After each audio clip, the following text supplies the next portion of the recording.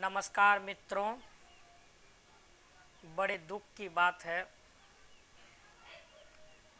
कुछ अभ्यर्थी 2-3 मार्क्स कम रहने के कारण जो है कट ऑफ में नहीं आ सके। काश अगर नियोजित शिक्षक को नहीं लेता तो सभी बच्चे का रिजल्ट बन जाता। बहुत सारे ऐसे बच्चे हैं, गरीब बच्चे हैं, 2-3 मार्क्स से पिछड़ गए हैं और अगर नियोजित शिक्षक को इसमें ऐड नहीं करता तो लगभग सारे बच्चों का जो है रिजल्ट लगभग बन जाता। उसके बाद इसमें सीटेट फेल अभ्यर्थी बहुत सारे हैं, डीएलएड फेल हैं जिसके पास सर्टिफिकेट नहीं है, बहुत सारे सीट वेकेंट होते और जिस अभ्यर्थी का 2-3 नंबर से चूक हो गया, कट ऑफ में नहीं आ सका, वो अभ्यर्थी रो रहे हैं। सीट खाली रहते हुए अभ्यर्थी रो रहे हैं। अभी 28,000 नए अभ्यर्थी का अगर बहाली हो जाए तो कितने का आंसू जो है खुशी में बदल जाएगा, कितने का गम जो है खुशी में बदल जाएगा। जैसे हमारे गुरु रहमान सर हम लोग के ऊपर काफ़ी मेहरबान है, काफ़ी मदद करते हैं, हम लोगों की आवाज़ उठाते हैं और कितने बच्चों ने पटना दौड़ दौड़ करके भी परेशान हो गया है बहुत सारे बच्चे।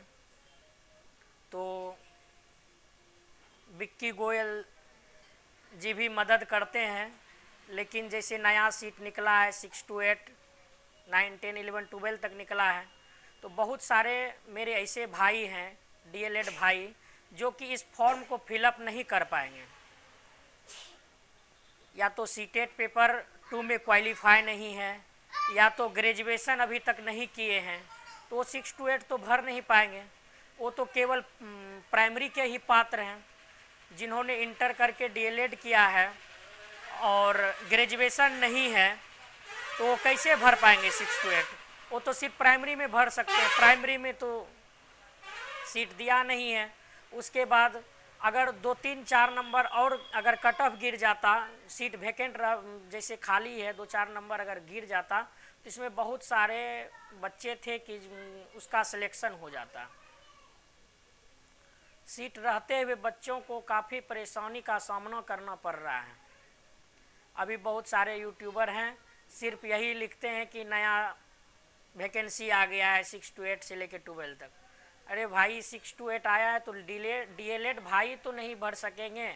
डीएलएड को जो मौका था, जिसमें सीट खाली था, वहाँ पर तो हुआ ही नहीं, वहाँ तो घपला हो गया।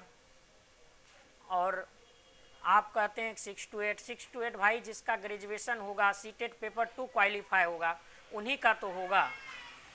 जो डीएलएड किए हुए हैं, सीटेट पेपर 1 क्वालिफाई हैं, उसके पास सब सर्टिफिकेट है, कट ऑफ से 2-3 नंबर कम है, वैसे अभ्यर्थी को तो मौका मिलना चाहिए, प्रथम बार में ही मौका मिलना चाहिए उनको।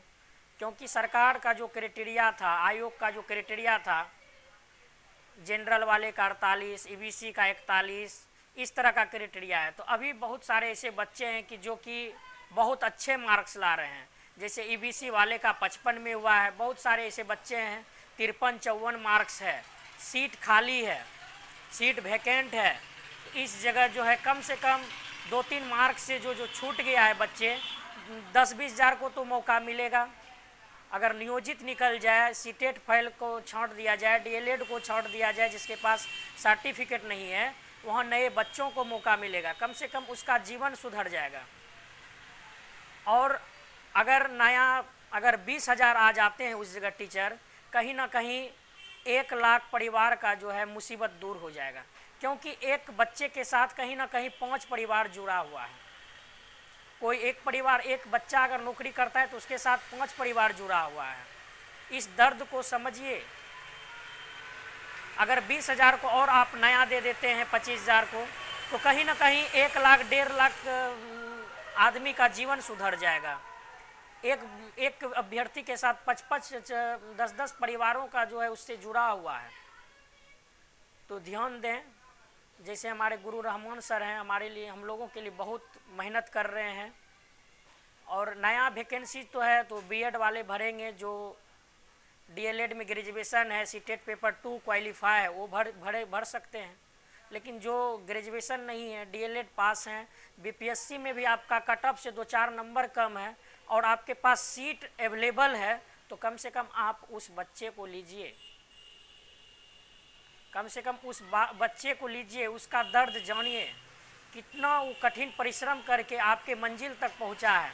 डीएलएड का डिग्री किया, उसके दरमियान भी डीएलएड में भी ट्रेनिंग हुआ, 3 महीने का स्कूल में पढ़ाना पड़ा बच्चों को, 3 महीना स्कूल में पढ़ाया।